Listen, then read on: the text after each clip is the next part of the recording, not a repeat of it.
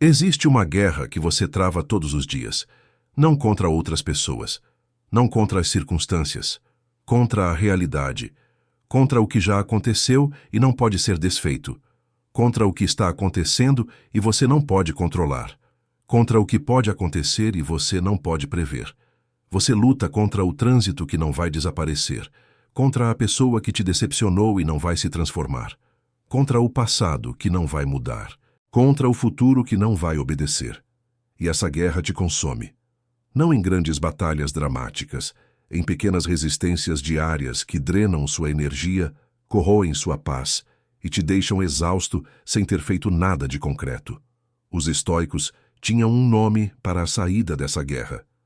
Amor fati, amor ao destino, não resignação, não passividade, não desistência. Algo completamente diferente e muito mais poderoso do que qualquer uma dessas coisas. Nesse vídeo você vai entender o que amor fati realmente significa, por que sua mente resiste a ele instintivamente e como aplicar esse conceito de forma concreta na sua vida, começando pelos próximos dias.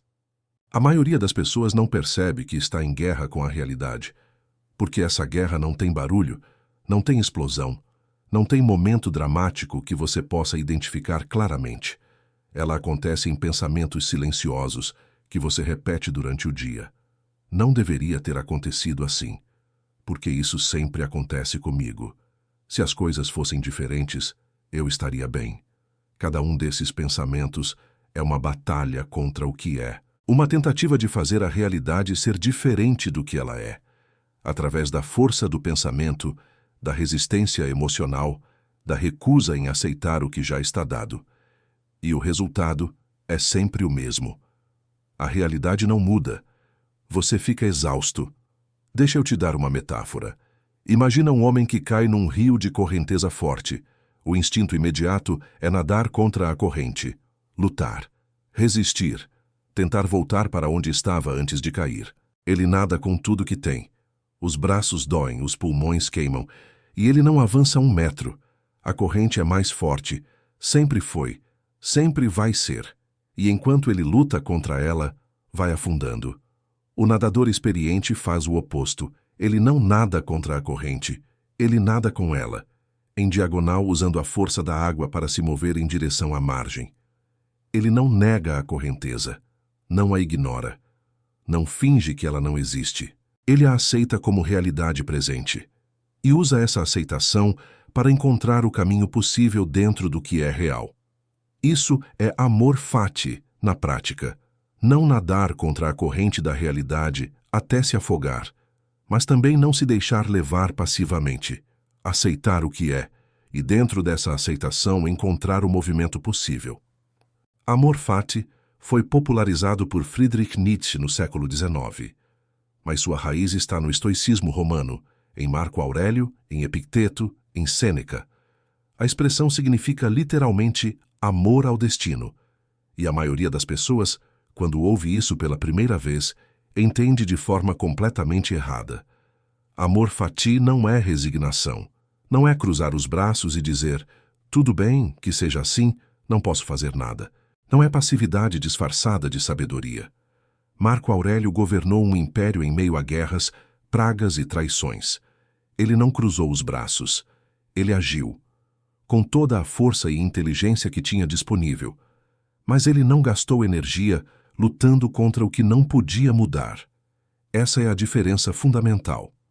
Amor fati é a prática de amar, não tolerar, não aceitar com resignação, mas genuinamente amar tudo o que acontece, incluindo o que é difícil, doloroso e injusto, não porque o sofrimento é bom, mas porque resistir ao que já é real não muda a realidade, só multiplica o sofrimento.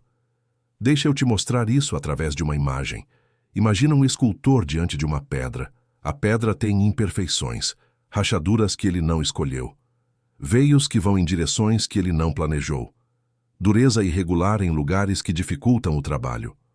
O escultor tem 2 escolhas. A primeira é lutar contra as imperfeições da pedra, tentar forçar o cinzel onde a pedra resiste, gastar energia tentando fazer a pedra ser o que ela não é.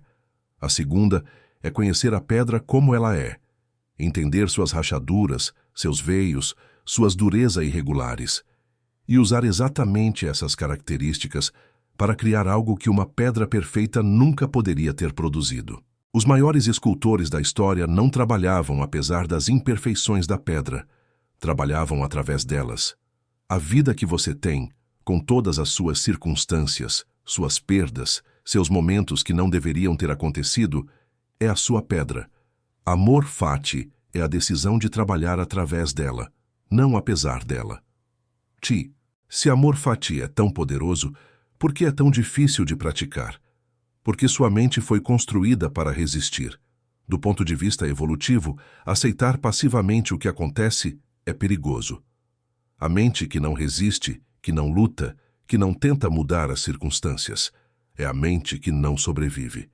Então sua mente resiste. É o que ela sabe fazer. É o que ela foi construída para fazer. Mas existe um problema fundamental nesse mecanismo quando aplicado à vida moderna. Nem toda resistência é útil. Existem dois tipos de situação completamente diferentes. O primeiro tipo são situações que você pode mudar, onde sua ação tem impacto real sobre o resultado. Onde lutar faz sentido, porque lutar move algo. O segundo tipo são situações que já estão dadas, onde o resultado já aconteceu ou onde está completamente fora do seu alcance, onde lutar não move nada, só te consome. Epicteto chamava isso de dicotomia do controle, a divisão clara entre o que depende de você e o que não depende. E ele dizia que a maior fonte de sofrimento humano é aplicar resistência a situações do segundo tipo como se fossem do primeiro. Gastar energia de guerra em batalhas que não podem ser vencidas. Imagina um homem que perdeu um emprego há 6 meses.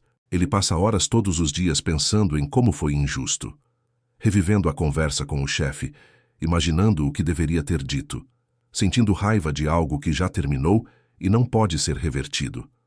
Toda essa energia, raiva, ruminação, resistência, não muda nada do que aconteceu. Só impede que ele use essa mesma energia para construir o próximo capítulo. Amor fati não diria para ele fingir que foi bom perder o emprego. Diria, isso aconteceu, é real, é parte da sua história agora. O que você vai fazer com essa pedra? Amor fati não é um estado que você atinge uma vez e mantém para sempre. É uma prática, uma escolha que você faz repetidamente, especialmente nos momentos em que seu instinto grita para resistir. E como toda prática estoica, ela tem passos concretos. O primeiro passo é a separação entre evento e julgamento. Epicteto ensinava que não são os eventos que perturbam as pessoas, são os julgamentos que fazem sobre os eventos. Quando algo difícil acontece, sua mente imediatamente cola um julgamento no evento. Isso é ruim. Isso não deveria ter acontecido. Isso vai me destruir. O primeiro passo de amor fati é separar o evento do julgamento. O evento é neutro, é um fato. Aconteceu. O julgamento é uma interpretação, e interpretações podem ser escolhidas. Isso não significa fingir que não dói. Significa não adicionar sofrimento desnecessário ao sofrimento inevitável. Marco Aurélio chamava isso de não adicionar o segundo dardo. O primeiro dardo é a dor do evento. Isso é inevitável e humano. O segundo dardo é a história que você conta sobre a dor, a resistência, a ruminação, o porquê comigo, o não deveria ter sido assim. Esse segundo dardo é opcional. E amor fati é a prática de não lançá-lo. O segundo passo é encontrar o que o momento oferece. Todo evento, mesmo os mais difíceis, oferece algo, uma lição, uma direção que não estava clara antes, uma força que só surge sob pressão, uma clareza sobre o que realmente importa que o conforto nunca teria dado. Os estoicos não eram ingênuos, não acreditavam que tudo o que acontece é bom, acreditavam que tudo o que acontece pode ser usado. Imagina o bambu durante uma tempestade. Ele não resiste ao vento com rigidez. Não tenta ficar exatamente onde estava antes da tempestade chegar. Ele dobra, com a tempestade inteira, até quase tocar o chão, e quando o vento passa, ele volta, mais forte, com as raízes mais profundas do que antes da tempestade. A rigidez quebra, a flexibilidade resiste. O terceiro passo é a prática diária da Memento Mori. Memento Mori. Lembra que vais morrer. Era uma prática estoica de contemplar a impermanência de todas as coisas, não como pessimismo, como perspectiva. Quando você se lembra que tudo é temporário, o sofrimento, a dificuldade, a fase difícil, mas também a alegria, a saúde, as pessoas que ama, algo muda na forma como você se relaciona com o presente. O problema que parece imenso hoje parece menor quando você o coloca na perspectiva de uma vida inteira. A resistência que parece inevitável hoje parece menos necessária quando você lembra que esse momento também vai passar. Marco Aurélio escrevia sobre isso toda manhã, não para se deprimir, para se libertar da ilusão de que vale a pena gastar energia lutando contra o que não pode ser mudado. Existe uma guerra que você trava todos os dias, contra o que já aconteceu, contra o que está acontecendo, contra o que pode acontecer. Essa guerra não tem vencedor, porque a realidade não perde. O homem no rio que nada contra a corrente não vence a corrente. O escultor que luta contra a pedra não muda a pedra. O bambu que tenta resistir ao vento com rigidez quebra. Amor, fati, não é desistir. É parar de gastar energia de guerra em batalhas que não podem ser vencidas, para ter energia real nas batalhas que podem. É trabalhar através da pedra em vez de contra ela. É dobrar com o vento para voltar mais forte depois. É nadar com a corrente em direção à margem. A realidade do momento presente é a única matéria-prima que você tem para construir qualquer coisa. Você pode gastá-la lutando contra ela, ou pode usá-la. Essa escolha está disponível agora.